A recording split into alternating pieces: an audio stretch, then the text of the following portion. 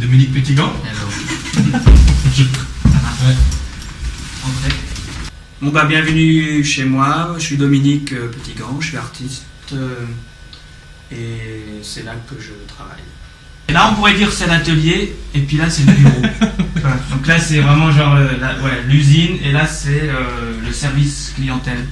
Ici c'est là que après avoir enregistré je fais le montage et voilà, et construire des pièces. En fait j'utilise très peu de matériel, même ça pourrait être beaucoup plus simple.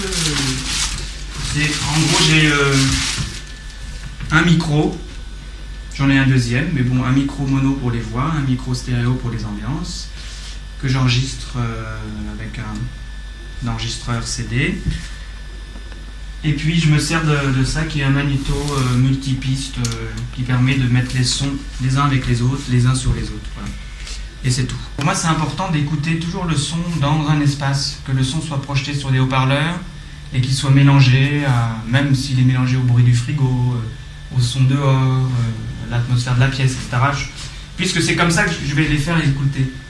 Je fais pas, à part quelques exceptions, mais vraiment je fais jamais d'œuvre pour les casques. Ce qui compte, c'est à chaque fois d'être, pour moi, c'est la technique qu'on utilise, de l'utiliser au mieux, quoi. Par exemple, les sons que j'enregistre le mieux possible, le moins de souffle, parce que j'aime pas le souffle pour certaines choses, etc. Quand je fais le montage, extrêmement précisément, ça s'arrête là et pas là, etc. Donc voilà. Mais après que quelqu'un me parle d'un logiciel de son et d'un souci, d'un truc, et je dis mais va, occupe-toi de ton truc, quoi. Moi je m'en fous en fait.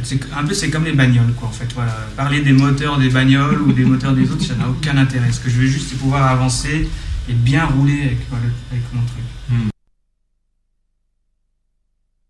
Voilà, j'ai une pile de boîtes d'archivage de mes sons.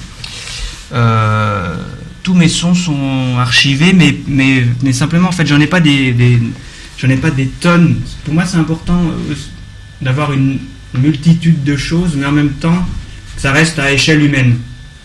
C'est-à-dire qu'il ne s'agit pas d'avoir 10 000 cassettes, il suffit d'en avoir peut-être 38. T'as combien de boîtes comme ça? J'en ai 10, 9. Voilà, une voix. Ouais, j'ai du mal. Voilà, ce qui compte, c'est voilà, ce que j'entends. Ouais, j'ai du mal. Et quand j'ai monté ça, c'est. Ouais, j'ai du mal. Pouf, et ça s'arrête là. Et pas j'ai du mal ou je sais pas quoi, c'est ça. Avec cette voix, j'ai mis une musique.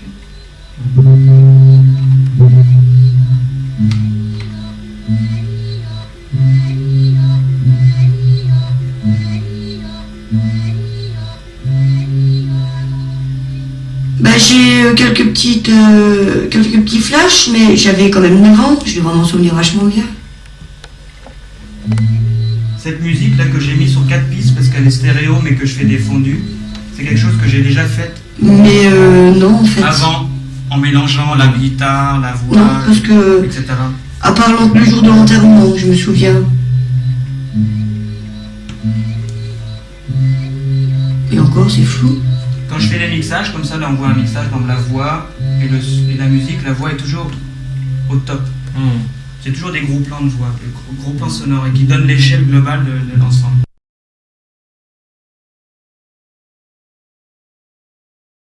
Tous les 2 mois. Et j'y travaille dessus 2-3 jours, puis voilà, je l'éteins. Et puis tout le reste du temps, c'est travailler sur tout ce qui est autour du travail de l'œuvre. C'est quoi? Et ben, c'est envoyer des emails pour faire les expos, téléphoner aux techniciens sur place, faire la liste du matériel dont j'ai besoin, prendre les tickets de train, réserver un hôtel, faire le carton d'invitation, faire les photos pour le catalogue, écrire un texte de présentation, faire des entretiens avec des gens, corriger les épreuves de tout ça, fois 10. 80% de ton travail, c'est ça. 90% je dirais. Mais oui. Quand je dis 90%, c'est tout le reste. Tout le reste, c'est pas. Je rejette pas ce reste en disant voilà, et après c'est tout le truc chiant. L'œuvre c'est un tout.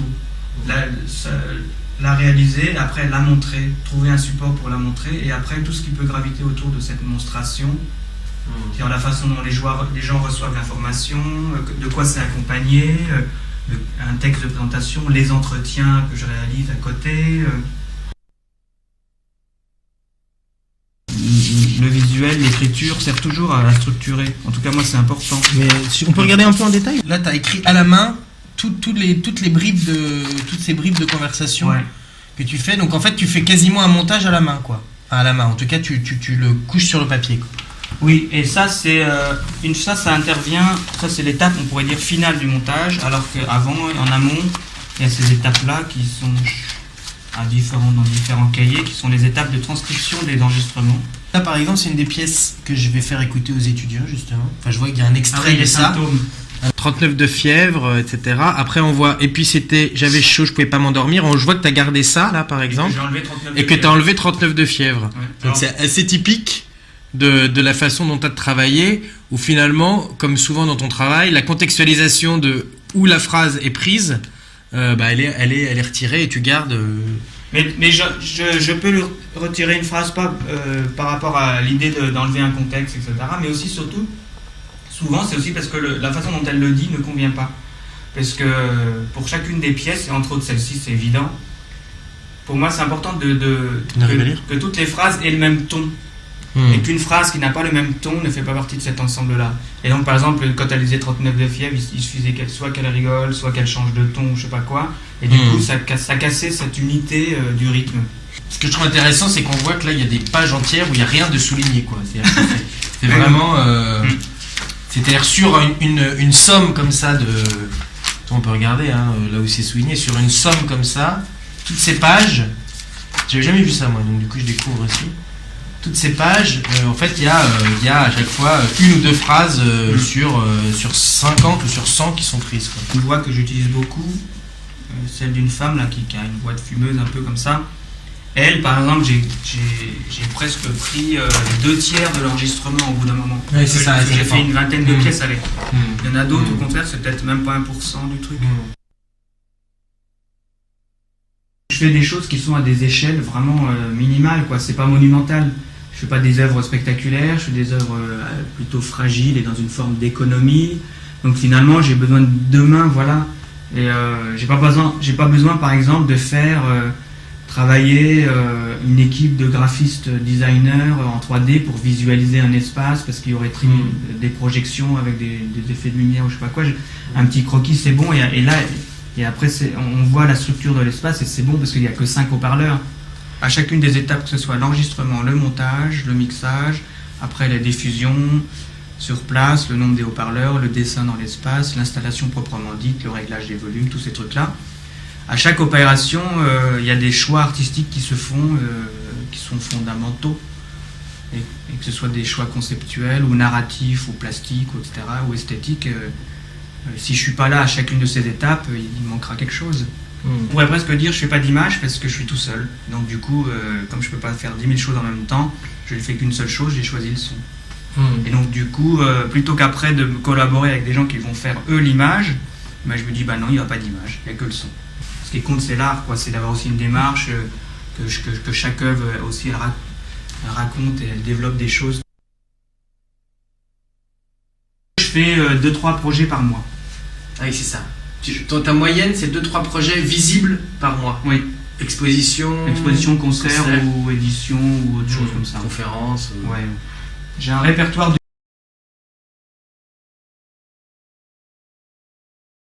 près 150, on va dire, à montrer. Donc chaque fois qu'on me sollicite pour une expo, un concert, une édition ou quoi que ce soit, je vais pas me dire tiens, je vais faire une nouvelle pièce.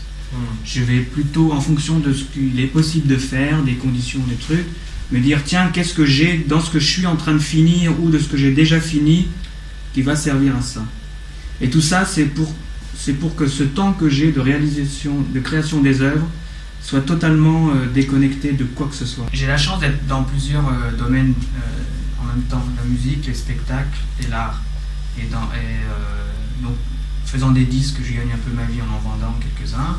Faisant des concerts, je gagne ma vie en faisant voilà, je suis payé. Et puis faisant des installations, je demande à être payé à chaque installation. Et donc, tout ça fait que j'arrive à vivre de ce que je fais. Je pense que si je ne faisais qu'une des trois choses, ça serait peut-être plus difficile. Je travaille avec une galerie qui vend mes installations, mais c'est des installations qui sont très difficiles à vendre. Mais malgré tout, on en vend quelques-unes. Dans ma vie, j'en ai vendu 7. Voilà, 6, 7. À l'âge que j'ai, en comparaison avec d'autres artistes, c'est très très peu. Mais ça, c'est quelque chose comme ça s'ajoute au concert et au disque. Donc voilà, ça fait une œuvre. Ce que j'aime bien quand tu parles de ton écoute, en fait, et non pas des intentions.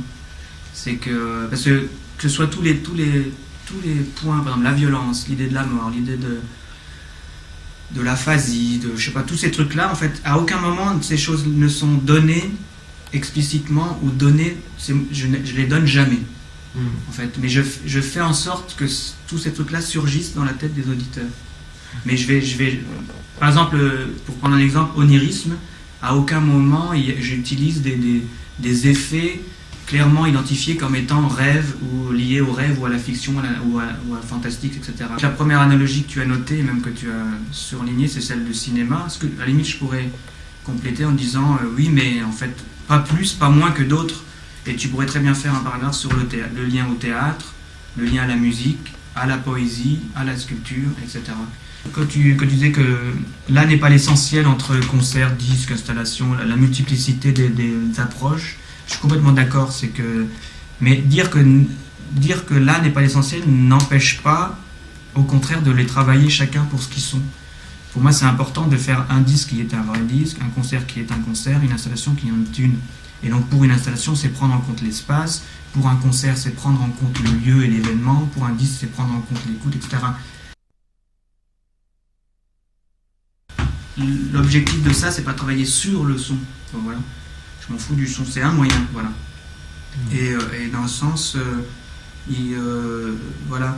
Mais ça, c'est un premier malentendu. Ce qui fait que parfois, on m'associe à d'autres artistes qui, eux, travaillent avec le son, et je me sens vraiment aussi éloigné que quelqu'un qui ferait de la taxidermie d'ours polaires, quoi, je sais pas.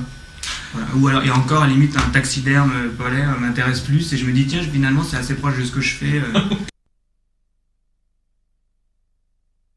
Un truc que je pense souvent dans ces cas-là, c'est que ce qui est important, c'est de pas forcément savoir ce qu'on veut faire. Je vois une vraie différence, alors j'ai essayé d'être clair parce que c'est un peu une vraie différence entre le contexte dans lequel on travaille et ce qu'on y fait. C'est un peu la question, est-ce que tu préfères être maire d'une petite ville ou adjoint municipal d'une très grande ville? Voilà. Ce qui compte finalement, c'est pas le lieu ou le contexte dans lequel tu évolues, c'est ce que tu y fais. Et moi, je sais que dès le début, c'est clair que quoi que je fasse, je serai autonome. Donc du coup, à la limite, si c'est du son ou pas de l'art ou je sais pas quoi, mais peu importe, il s'agit d'être autonome de quelque chose.